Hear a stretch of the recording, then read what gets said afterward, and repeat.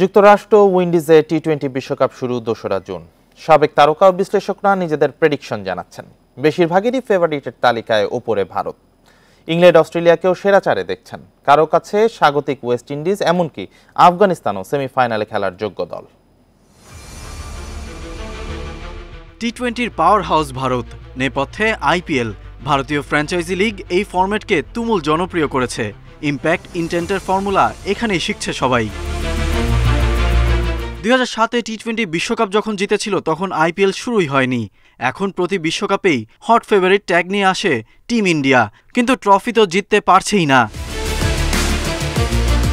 রোহিত শর্মার নেতৃত্বে আরও একটা বিশ্বকাপ মিশন। সাবেক বর্তমান সবার ফেভারিট লিস্টে ওপরেই ভারত। ডিফেন্ডিং চ্যাম্পিয়ন ইংল্যান্ড অস্ট্রেলিয়াকেও টপ 4-এ দেখছেন অনেকেই।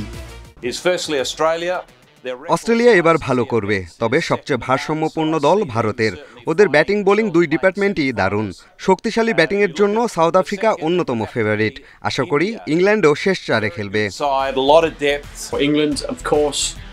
ইংল্যান্ডকে এগিয়ে রাখবো। ঘরের মাঠে খেলা হওয়ায় ওয়েস্ট ইন্ডিজের ভালো সম্ভাবনা আছে। আর যে কোনো বিশ্বকাপে অস্ট্রেলিয়া হট ফেভারিট। সেরা চারে ভারতকে রাখবো, ওদের স্কোয়াড দারুণ। আনপ্রেডিক্টেবল পাকিস্তান ডার্ক হর্স কারো কারো কাছে। হোস্ট উইন্ডিজের পক্ষে বাজি ধরার লোকও আছে। নিউজিল্যান্ড ও সাউথ আফ্রিকাও সেমিতে খেলার যোগ্য।